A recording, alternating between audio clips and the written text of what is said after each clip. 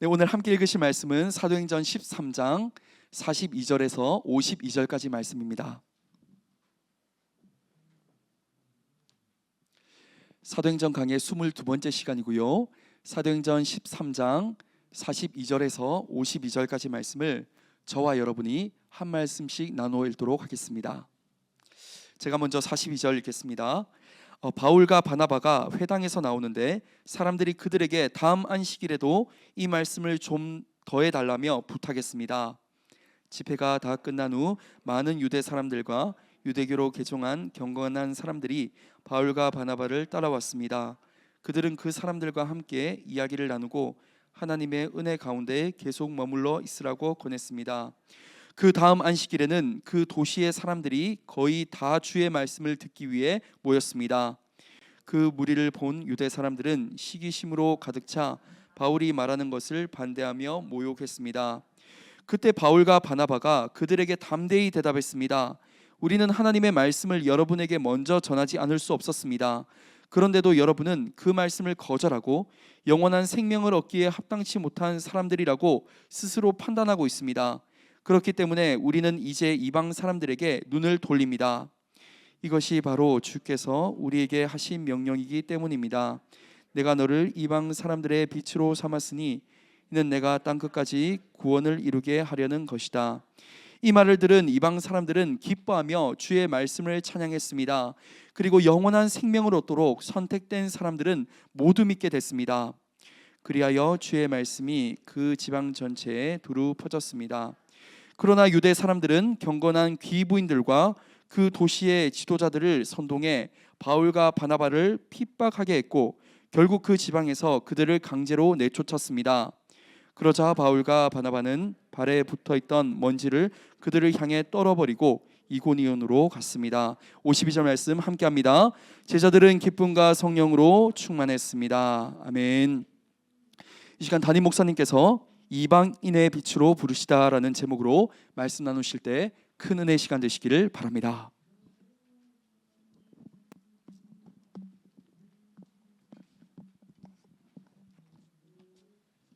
주일 2부 예배 오신 모든 성도님들을 다시 한번 환영하고 축복합니다.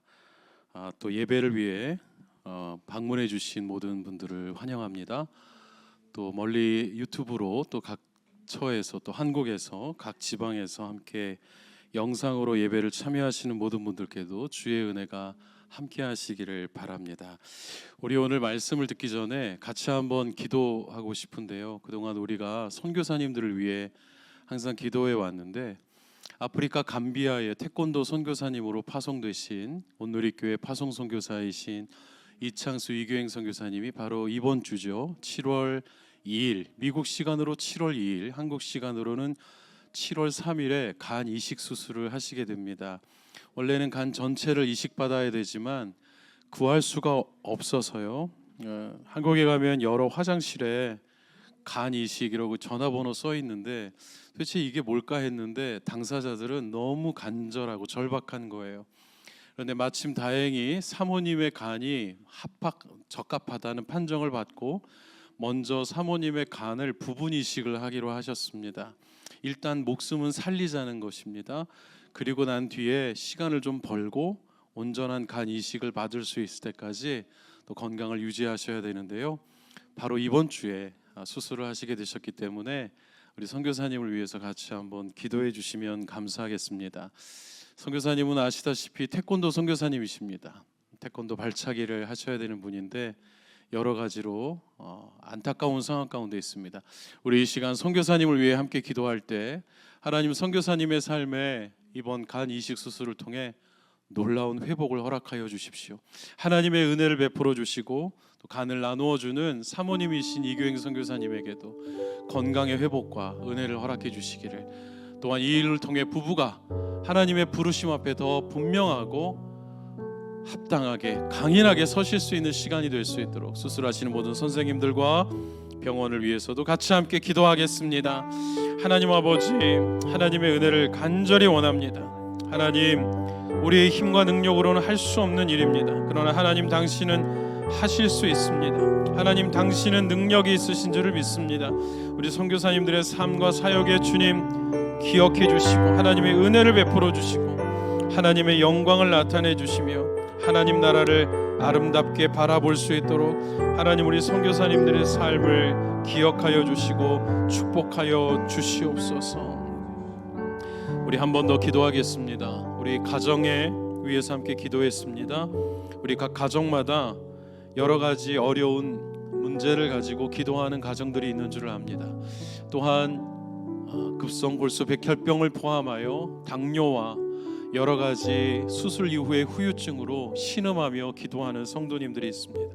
하나님 우리 가정 안에 영적인, 정신적인, 육체적인 모든 질병의 치유가 일어나게 도와주시고 하나님 이 일을 통해 우리 가정이 새로워지게 하시며 이 일을 통해 우리 가정이 변화되게 하여 주시기를 우리 가정을 위해서 다시 한 번 더 병마와 싸우는 모든 성도님들의 삶을 지켜주시고 승리하게 도와주시기를 우리 같이 함께 한 번 더 간절히 기도하며 나아가겠습니다. 하나님 아버지 우리 가정의 모든 연약함을 주님 손에 올려드립니다. 자녀를 주님 손에 올려드립니다. 부모님을 주님 손에 올려드립니다. 또한 우리의 부부를 주님께 올려드립니다. 여러 가지 삶의 아픔과 병마와 싸우고 있습니다. 후유증으로 고통하고 있습니다. 하나님 아버지 인간의 힘으로는 할 수 없는 일을 앞두고 하나님 그 길을 향해 걸어가고 있습니다. 하나님 당신이 역사하실 줄을 믿습니다. 당신이 일하시면 승리할 줄을 믿습니다. 하나님 우리 가정에 우리 모든 성도님들의 삶에 하나님 감당할 수 없는 아픔과 어려움을 이겨낼 수 있도록 하나님 도와주시고 새 생명으로 주님 일하여 주시며 하나님 나라를 아름답게 우리 가운데 이루어 주시옵소서. 선포하여 주옵소서. 살아계신 하나님 오늘도 우리로 하여금 기도할 수 있는 기도의 자리로 우리를 불러주시니 감사합니다. 하나님 오늘 기도합니다. 우리의 모든 가족이 선교사님들이 병마와 싸워 이기게 도와주시고 마음의 질병과 싸워 이기게 도와주시며 우리의 부모님과 우리의 자녀와 우리의 부부가 지금 겪고 있는 이 모든 일을 통해 하나님이 허락하신 진정한 승리가 무엇인지를 고백할 수 있는 가정이 되게 하여 주시옵소서. 오늘 또한 우리의 마음을 헤집어 놓고 우리의 마음을 끝까지 따라와 주의 말씀을 듣지 못하게 하는 모든 요소들로부터 주님 당신의 손길을 기도하오니 주님의 말씀만 귀 기울여 들을 수 있는 우리 모든 성도님들이 다 되게 하여 주시기를 주 예수님의 이름으로 기도하옵나이다. 아멘. 오늘 사도행전 22번째 사도행전 13장 말씀을 계속 공부하겠습니다. 먼저 42절 말씀을 같이 한번 보겠습니다. 42절에 이런 말씀이 기록되어 있습니다. 바울과 바나바가 회당에서 나오는데 사람들이 다음 주에도 오늘 했던 이 말씀을 좀 더 해줄 수 있겠냐고 부탁했습니다. 여러분 이 말씀은 무엇일까요? 이 말씀이 바로 지난주 본문입니다. 13장 16절부터 41절까지. 지난주에 저희가 이걸 다루지 않고 파송에 관련된 이야기를 주로 다루었죠. 바울의 설교가 사도행전에 총 9번이 나오는데 그 설교와 묵상에도 우리의 삶은 지각 변동을 일으킬 정도의 엄청난 말씀입니다. 이게 첫 설교입니다. 이 말씀을 좀 더 해달라. 그러면 이 말씀은 과연 무슨 말씀일까요? 우리가 이걸 알려면 먼저 이 과정을 이해해야 합니다. 바울의 1차 전도 여행 경로를 같이 한번 잠시 살펴보겠는데요. 성도 여러분, 인터넷에 바울의 전도 여행 치면 수많은 지도가 나와요. 그런데 저도 그랬습니다. 이게 도대체 무슨 말이야? 이런 지도 저도 봤는데 여러 번 보기는 했지만 복잡하다, 잘 모르겠다. 그리고 넘어가는 그림들이었죠. 근데 그렇게 넘어가면 안 될 것 같습니다. 이 지도를 좀 풀어서 2개의 슬라이드를 통해 성도 여러분과 같이 한번 살펴볼게요. 이 다음 슬라이드에는 이런 내용이 기록되어 있습니다. 지난주에 안디옥에서 금식하고 예배드리다가 바나바와 사울을 따로 세워라 하셨고 이것이 주의 음성인지 다시 한번 금식하고 교회가 파송하고 보냈어요.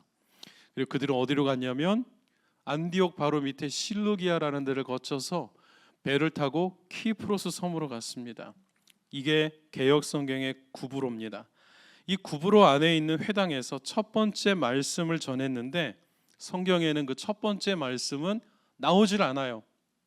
그러다가 바보라는 지역이 있어요. 성경을 잘 모르고 교회를 대충 다닐 때 이런 구절이 나오면 혼자 낄낄대고 웃고 했습니다.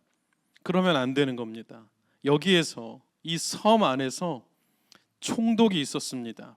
로마가 다스리고 있던 때였기 때문에 이 총독의 이름이 서기오 바울이라는 분인데, 이 총독이 바나바와 바울의 이야기를 듣고 너무 듣고 싶어서 한 번 더 초청을 했어요.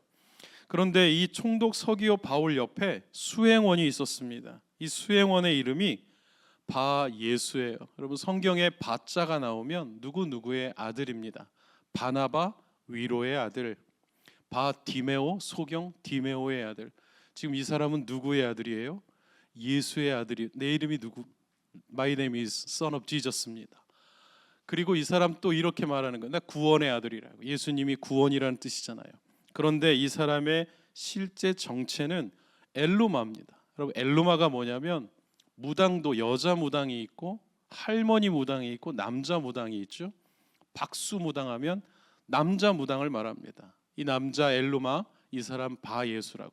내가 Son of Jesus라고 말했던 이 사람, 사실은 가짜 사역자, 거짓 선지자, 실제 이 사람의 정체는 박수 무당이었던 거예요. 근데 이 사람이 바울과 바나바가 총독을 만나면 자기의 정체가 드러날까 봐 방해를 하기 시작합니다. 그랬더니 바울이 이 사람의 눈을 똑바로 쳐다보면서 이렇게 말해요. 이 마귀의 자식아. 그리고 그 사람은 눈이 멀게 됐습니다. 총독이 이 사건을 보고 놀랍니다. 그리고 복음을 받아들이게 됩니다.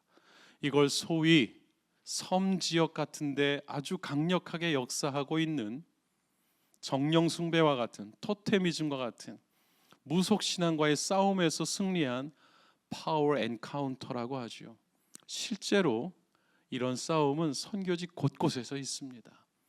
함께 전도여행하러 간 형제가 그 지역의 무당에게 저주를 받고 시름시름 앓기 시작하는 거예요. 실제 그런 일들이 벌어지고 있죠. 자세한 내용을 알길 원하시면 우리 교회 본당 로비의 작은 도서관에 딘 셜만의 영적 전쟁이라는 책을 참고해 보시기 바랍니다. 저는 이 첫 번째 섬에서의 에피소드를 통해 이렇게 저에게 적용해 보았습니다. 나는 지금 누구를 내 곁에 두고 있는가? 여러분 곁에는 누가 있습니까?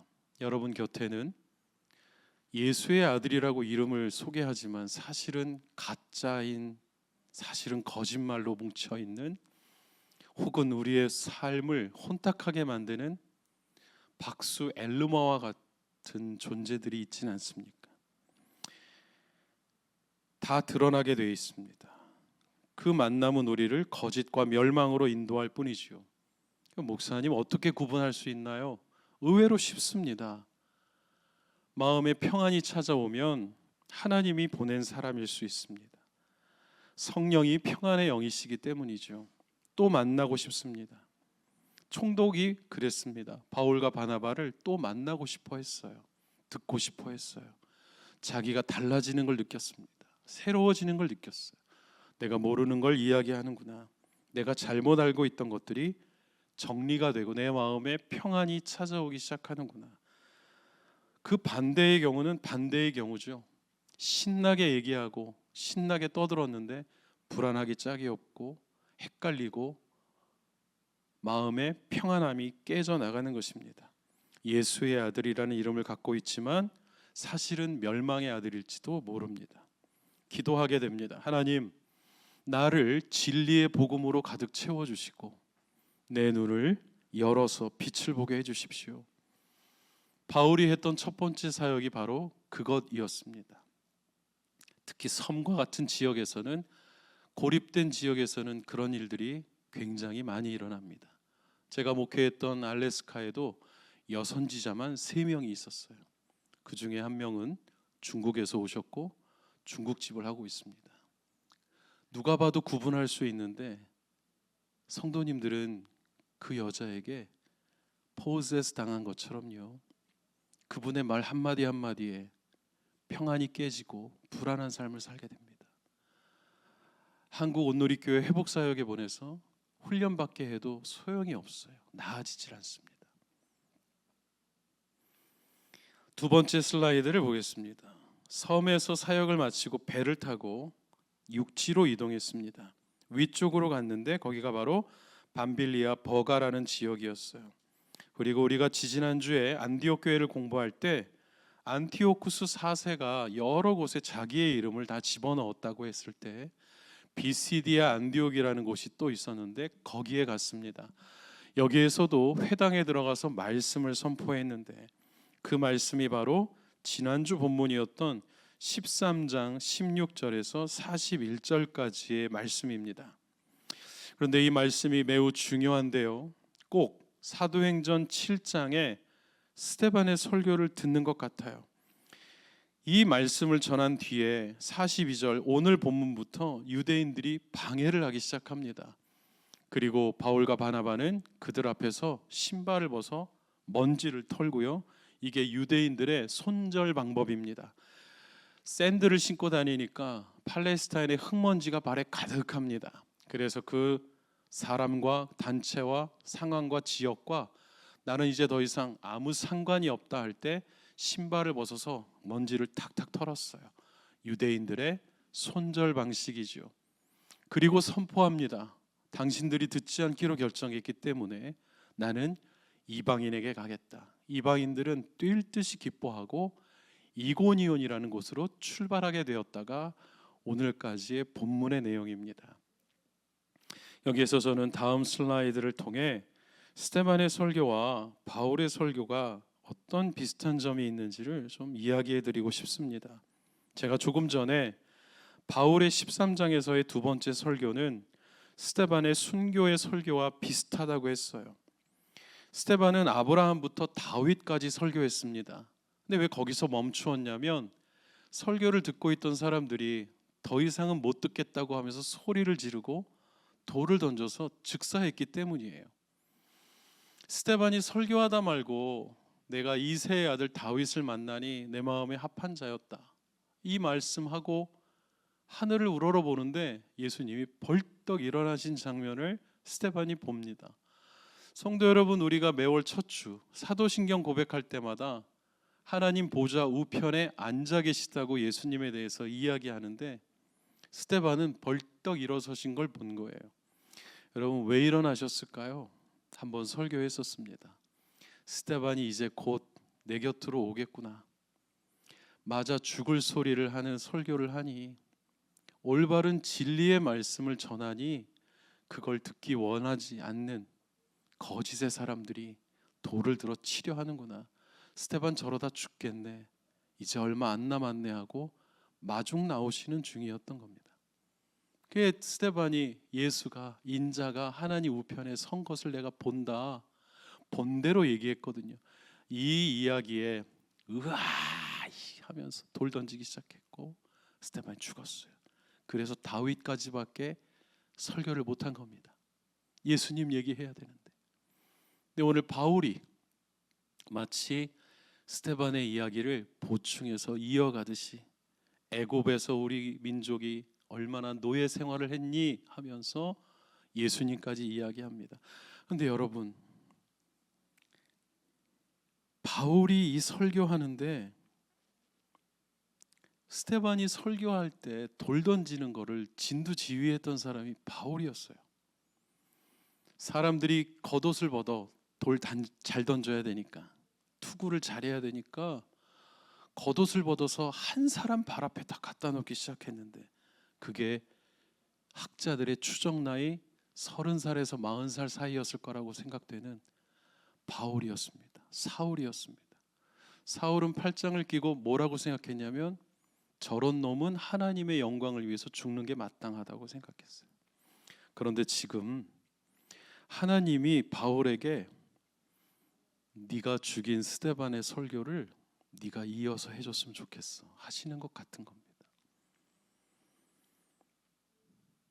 어쩌면 바울도 그런 마음으로 설교하지 않았을까 싶어요. 내가 죽인 사람의 일을 내가 지금 대신하고 있구나. 마치 일본의 야쿠자였던 분들이 술집에서 만난 한국 여자들 때문에 예수님을 믿고 그분 앞에 예수 삼아 당신이 나의 오야붕입니다 하면서 내가 때려 죽였던 사람들 대신 목숨을 갚듯이 복음을 전하는 사람이 되겠습니다. 빚진 자처럼, 그렇게 바라바처럼 남은 인생을 살듯이 말입니다. 어쩌면 주님은 우리에게도 그걸 요청하시는지 모르겠습니다. 너의 아버지가 못다한 일을 네가 해줬으면 좋겠다. 이 사람의 일을 네가 했으면 좋겠다. 누군지도 모르는데 어떤 분이 저에게 혹은 여러분에게 형제님 사역하시는 거 보니까 옛날 그분 생각나, 누군지도 모르는데 그분이 이렇게 하셨거든요. 이렇게 섬기셨거든요. 그러다 하나님 곁에 갔는데 그분의 일을 하시는 것 같아요. 교회의 존재의 목적이 바로 그것 아닐까요? 건물 교회 말고요, 저와 여러분의 사람 교회, 하나님이 우리를 교회로 부르시고 교회가 되게 하신 이유, 우리의 믿음의 선배님들이 그렇게 하다가 하나님 곁에 갔는데 그거 이어서 해줬으면 좋겠어. 제자들이 그렇게 했습니다. 예수님이 나는 이제 곧 돌아갈 텐데 너희가 내 일을 계속해 줬으면 좋겠어. 나보다 더 큰 일을 할 거다. 성령이 너희와 함께 하시기 때문에. 바울은 이 사역을 스데반을 이어받아 하면서 어떤 심정이었을까 생각해 봤습니다. 결코 지금 내가 맡은 이 직임을 결코 가볍게 생각하지 않았을 거예요. 쉽게 생각할 수 없었을 거예요. 한 사람의 목숨 대신 그 일을 이어서 하고 있는 것이기 때문에. 어쩌면 우리가 섬기는 각 삶에서의 어떤 것들이 누군가 다 하지 못한 사명을 이어서 하는 것일지도 모릅니다. 그래서 우리의 매 순간은 소중하고 가치가 있습니다. 그런데 바울은 곧이어서 유대인들의 방해를 받게 됐어요. 그리고 이야기합니다. 여러분이 스스로 거부했다. 여러분의 선택은 여러분의 책임이고 오롯이 당신들의 몫이라고. 그리고 우리는 식탁에서 떨어진 빵 부스러기라도 소중히 여기는 자들에게 찾아가겠다. 그게 이방인에게 간다 하고 이고니온으로 갑니다. 사도행전 13장에 또 놀라운 게 있는데요. 13장 9절 말씀 같이 한번 볼까요? 성경을 같이 확인해 주세요. 자, 첫 번째 줄만 같이 한번 읽어보겠습니다. 시작. 그러자 바울이라고도 하는 사울이, 성경에 바울이라는 이름이 처음 등장하는 데가 여기에요. 처음 시리즈가 있습니다. 예배가 처음 등장한 곳은 어디인가? 바울이라는 이름이 처음 드러난 곳은 어디인가? 사도행전 13장 9절입니다. 지금까지 저는 사울은 큰 자, great man이고 바울은 작은 자, 그래서 큰 자였던 사울이, 큰 인물 되고자 했던 사울이, 대권 주자였던 사울이 예수님 만나 겸손해졌습니다. 그래서 자기를 스스로 작은 자라고 계명했습니다. 이렇게 설교를 주로 들어왔고 저도 그런 줄 알고 저도 그렇게 얘기했어요. 그런데 사울이라는 이름은 히브리식 이름입니다. 유대식의 이름이에요. 그리고 큰 자가 아니라 ask for였어요. 요청한 자, 간구한 자, 요청받은 자였어요. 그런데 바울이라는 이름은 라틴어입니다. 로마의 언어입니다. 파울루스라고 하죠. 근데 이 파울루스라는 이름에 오히려 little이라는 개념이 들어가 있습니다. 그러니까 작은 자는 맞습니다. 바울이 회심한 게 다메섹에서 예수님 만나서 회심했어요. 그리고 학자들은 바울이라는 이름이 등장하는 게 사울이 다메섹에서 회심한 지 한 13년쯤 지났을 때라고 이야기합니다. 그러니까 사울이 자기의 이름을 곧바로 개명한 게 아닌 게 됩니다. 시간이 한참 지난 뒤에 하는데 왜 하필 이때 이름을 바꿀까? 성경에는 여러 이름이 나오죠. 게바가 누굽니까 여러분? 요한의 아들 시몬, 원래 베드로의 이름이 시몬이에요. 아버지의 이름이 요한이죠. 근데 예수님께서 그를 주는 그리스도시요 살아계신 하나님의 아들입니다라고 베드로가 고백하자마자 요한의 아들 시몬아, how blessed you are. 너는 이제부터 게바라하리라. 번역한즉 페트로스, 베드로, 바위라고 이야기하겠다. 이름이 여러 개예요. 그리고 정체성이 부여되는데 바울이라는 이름은 스스로 계명 회심하자마자 저희 변했습니다. 여러분, 저는 이제 새 사람으로 태어났습니다. 저의 이름을 이제부터 데이빗이라고 불러주십시오. 저의 이름을 이제부터 조셉이라고 불러주십시오. 그게 아니었던 것 같아요. 어떤 계기가 있었습니다. 이 계기가 바로 42절과 연관이 됩니다.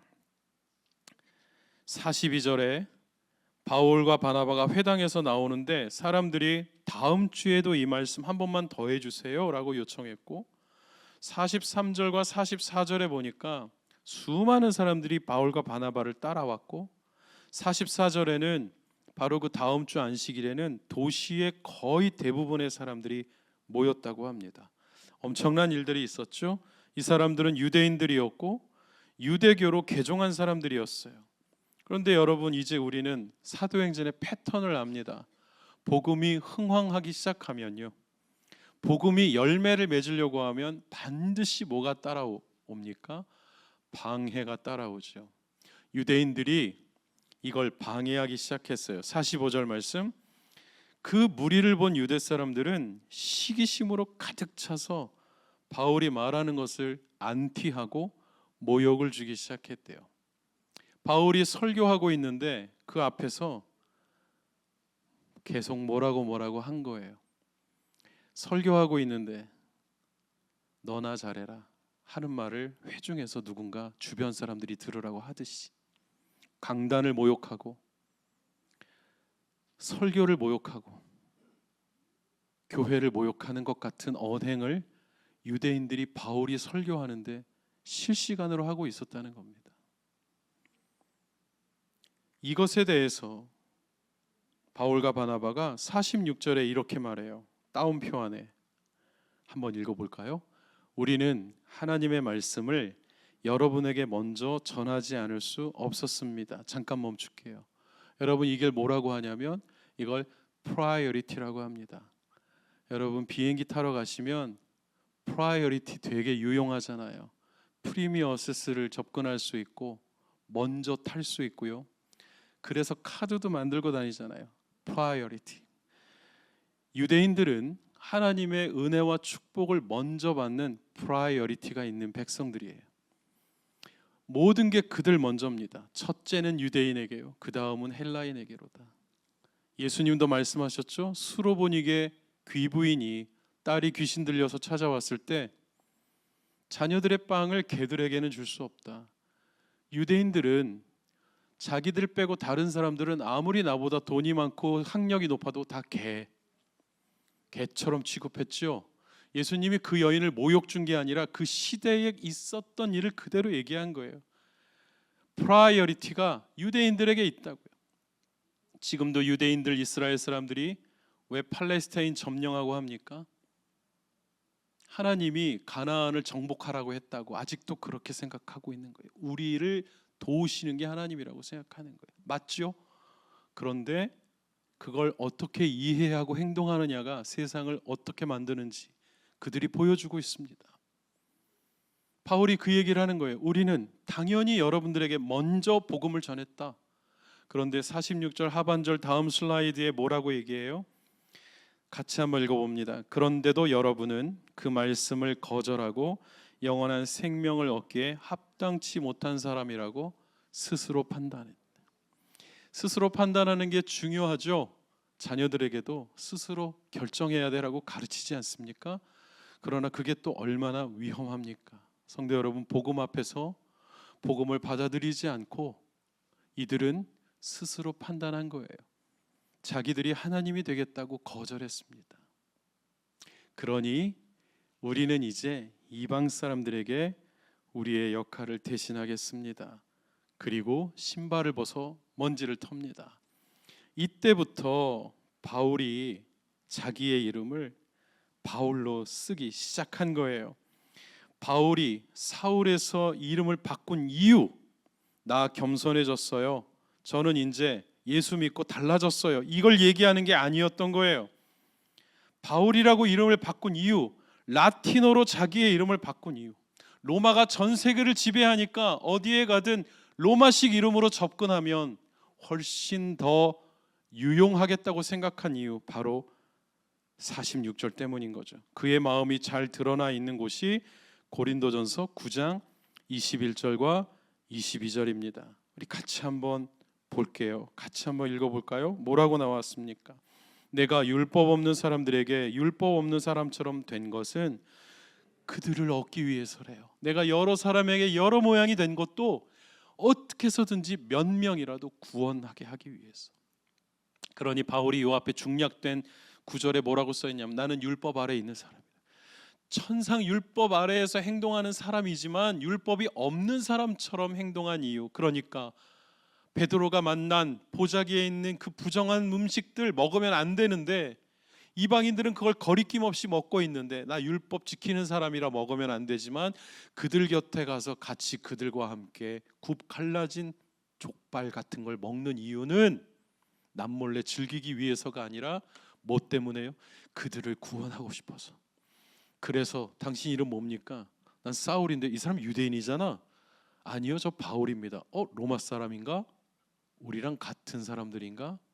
생각하게끔 하기 위해서. 선교사님들이 중앙아시아에 가면 수염 길러요.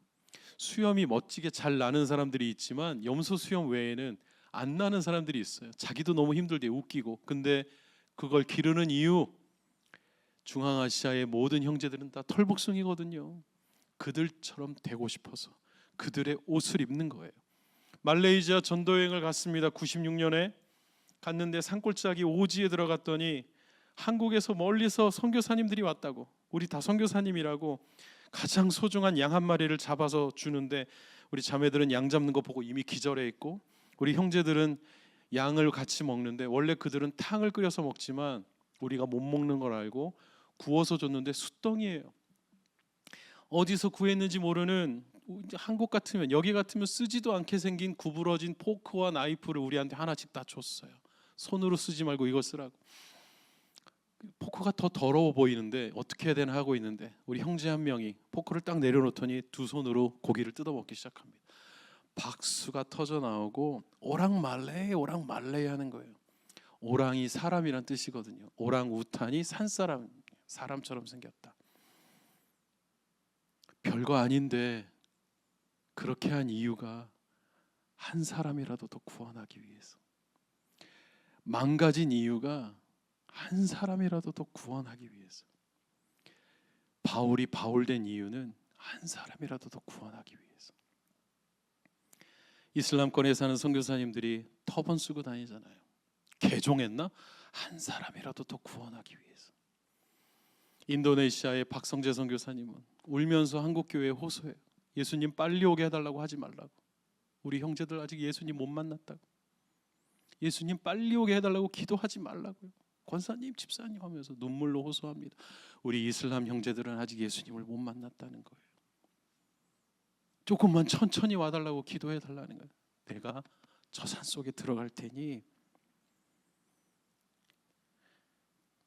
47절에 그 이유가 또 여기 분명히 기록되어 있네요. 47절 말씀 볼까요? 따옴표에 주께서 바울에게 이렇게 명령하셨다는 거예요. 내가 너를 이방 사람들의 빛으로 삼았다. 여러분, 주님 정말 짓궂지 않으신가요?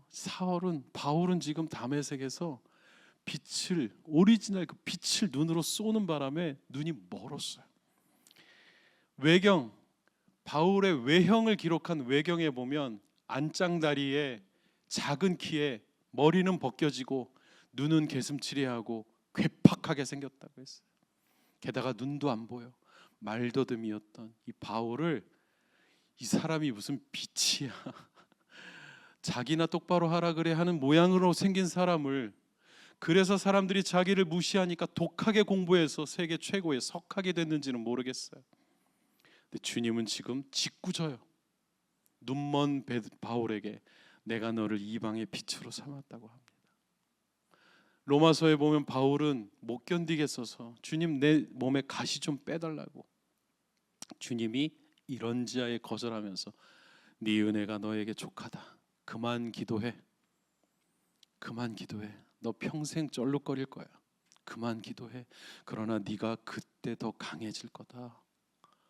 야곱이 절뚝거리기 시작한 뒤부터 제대로 된 사람 됐듯이 말이죠. 오늘 저는 이걸 다시 한번 생각해 보게 되었습니다. 스데반이 설교하다가 죽을 때 사울이는 돌 던지는 사람들에게 똑바로 잘 던지라고 했던 사람이었어요. 격려하는 사람이었어요.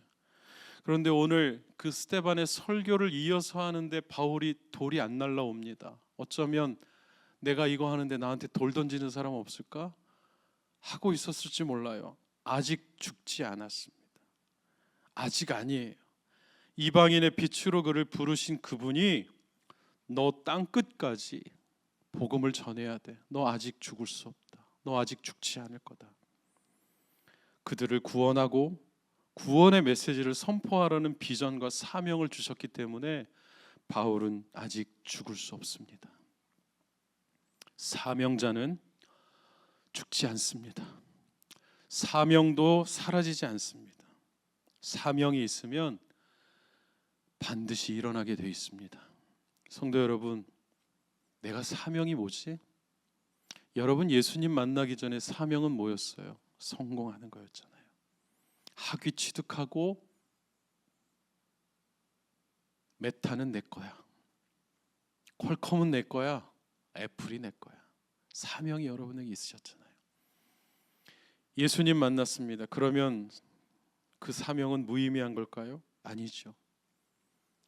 거기에 복음이라는 위대한 사명을 다시 주신 거죠. 주님이 그렇게 여러분을 부르셔서 오늘 여기 같이 있는 겁니다.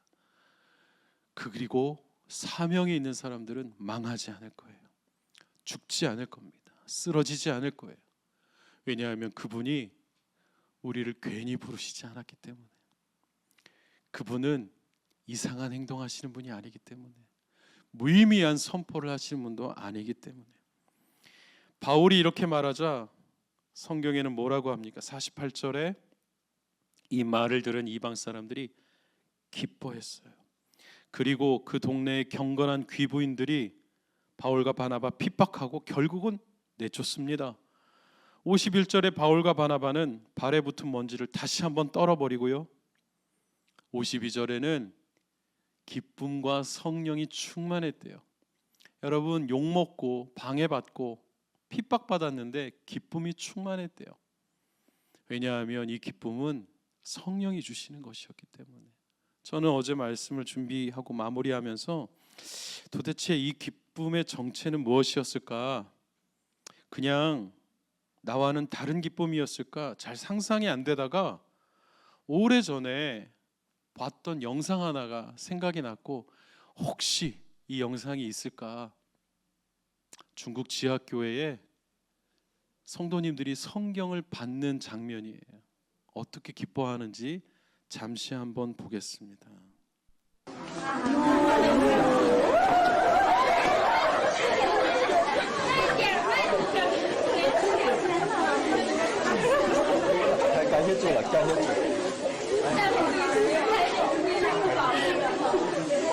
아마 자막이 없었으면 어휴 저 중국 사람들 이랬을 것 같은 모양이에요. 근데 저게 성경입니다. 改变是我们当需要的。当我看到这本书，或者看到了那些帮助我们的弟兄姊妹，他们的血和力到这来说，这是我们这个时候最需要的，这是我们最需要的。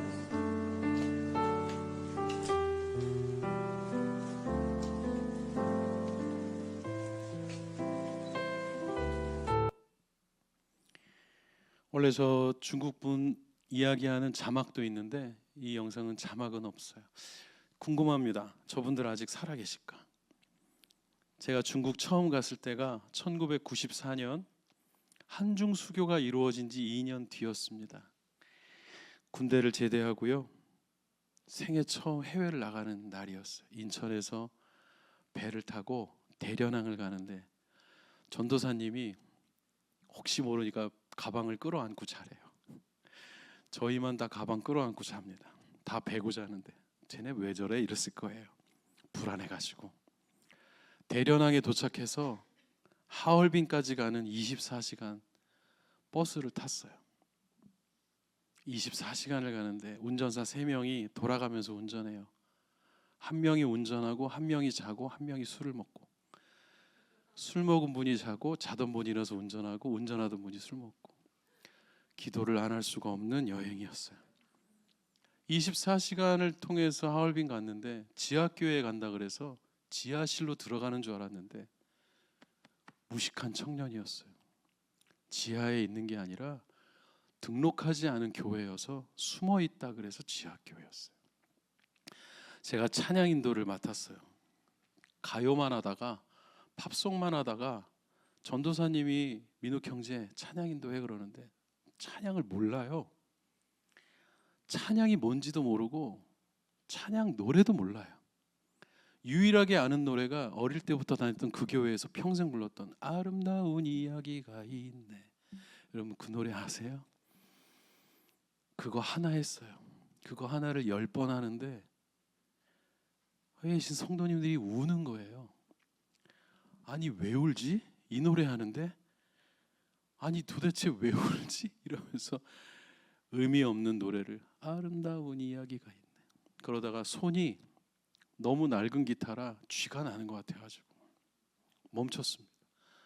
그때 다 울면서 노래하다가 깜짝 놀란 듯이 눈을 뜨더니 찬송도 합세다. 찬송도 합세다. 아 제가 손이 아파서 지도자 선생님이 주방을 바라보더니 날래 먹을 것 갖고 오라오. 먹이고 주무르면서 찬송도 합시다. 찬송도 합시다. 나중에 카세트 테이프를 갖고 오시더니 선생님 찬양을 녹음해 달래요. 아 이거를요? 아 여기 선생님 여기 뭐가 녹음되어 있는데요. 괜찮다는 거예요. 선생님 노래를 녹음해 달래요. 아니 녹음되어 있는데 하고 들어보는데 이 카세트를 들고 안테나를 있는 대로 뽑고 마당에 나가서 막 움직이다가 주파수 잡히는 데 서면 극동방송, 아세아방송 설교가 나오면 그걸 녹음해서 매주일 설교를 듣던 테이프였던 거예요. 거기에다가 아름다운 이야기가 있네를 녹음해 달라고 하시는 거예요. 제가 나중에 이 과정이 이해가 되면서 내가 무슨 짓을 한 건가. 그 소중한 말씀이 지지직거리지만 그게 주의 말씀이라고 똑같은 설교를 한 달 내내 들으면서 성경을 통째로 외우고 요한복음을 그 다음 사람에게 넘겨주고 한다는 이분들에게 내가 무슨 짓을 한 건가. 그분들에게는 기쁨이 있고 감격이 있었어요. 신학교 가니까 교수님이 성경을 몇 번 읽었냐고 물어보시더라고요. 자기 나이만큼 읽어야 된대요.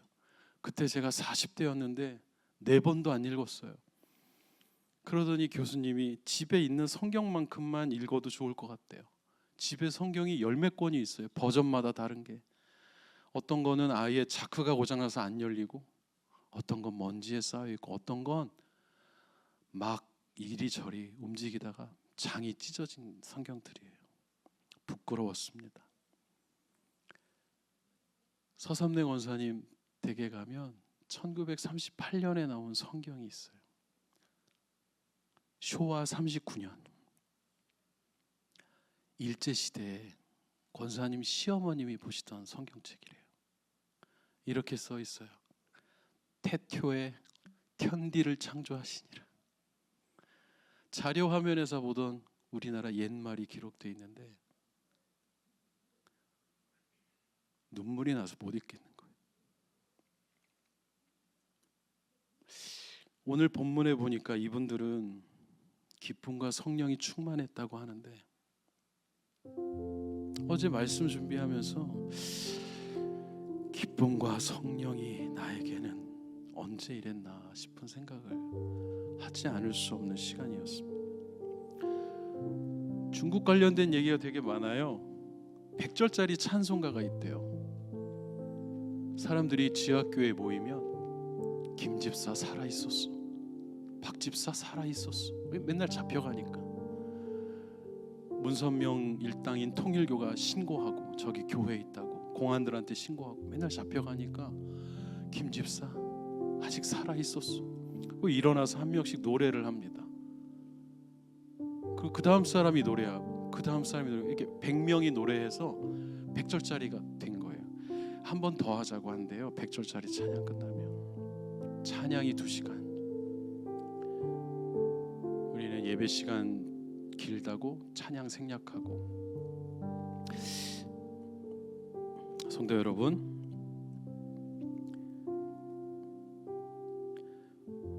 사울이 바울로 변화되지 않았다면, 그가 라틴어 이름으로 자기 이름을 개명하지 않았다면, 예수님이 그에게 내가 너를 이방인의 빛으로 불렀어, 눈먼 자여 하지 않았다면 우리 여기 없을지도 몰라요. 우리가 이방인이었거든요. 우리가 어떻게 예수님 믿었는지 생각하면 소름 돋지 않습니까? 눈물 나지 않습니까? 내가 신천지 이만희 집단에 안 가 있고, 내가 안상홍 증인에 안 가 있고, 내가 이상한 데 안 가 있고, 이렇게 귀한 성도님들과 하나님을 찬양하는 교회에 있다는 것 자체가 소름이 끼치지 않습니까? 하나님은 우리에게 사명을 주셨습니다. 그 사명은 각자입니다. 그리고 그 사명은 결코 우리를 죽게 하지 않을 거예요. 사명 뭔지 잘 모르겠어요. 아직 모를 수 있습니다. 그러나 알게 될 겁니다. 그리고 그 사명은 저와 여러분을 빛 가운데 거하게 할 겁니다. 우리 같이 함께 기도할 때, 하나님, 우리를 빛으로 부르신 주님, 하나님, 그 빛 가운데 거하게 하시는 주님의 은혜를 따라 저에게 성령과 기쁨이 충만한 삶을 허락하셔서 하나님, 죽지 않게 하시고 사라지지 않게 하시고 쓰러지지 않게 하시며 다시 일어서게 하여 주옵소서. 하나님, 오늘 우리에게 그렇게 주님 역사하여 주옵소서. 우리 가정, 우리 남편, 우리 아내, 우리의 자녀, 우리의 부모님, 하나님 빛 가운데 부르신 삶으로 살게 하여 주시고 기쁨과 성령이 충만한 복음의 삶을 허락하여 주시기를 우리 같이 함께 기도하며 나아가겠습니다. 하나님 아버지, 오늘 우리의 삶을 복음으로 불러주시고 생명 가운데 거하게 하신 주님을 찬양합니다. 하나님, 이 복음의 빛을 우리 가운데 허락하셔서 하나님 살아가게 하시고 역사하게 하시는 주의 은혜를 감사합니다. 내 스스로 판단하지 않겠습니다. 내 스스로 결정하지도 않겠습니다. 하나님, 나에게 주신 그 사명을 따라 살겠습니다. 무엇인지 잘 모르겠다면 그 사명이 무엇인지 깨달아 하는 날까지 주의 말씀 안에 거하는 자가 되기를 원합니다.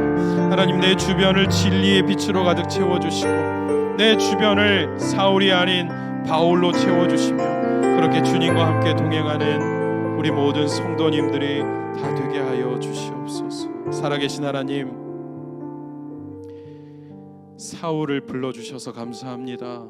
죽이던 자에서 살리는 자로 불러주시고 자신이 죽였던 자의 설교를 이어서 하는 자가 되게 하시고 그 사명 때문에 죽을 수 없는 자가 되게 하셔서 복음의 비친 자로 살아가게 하시고 우리에게까지 이 복음이 흘러올 수 있도록 역사하신 주님을 찬양합니다.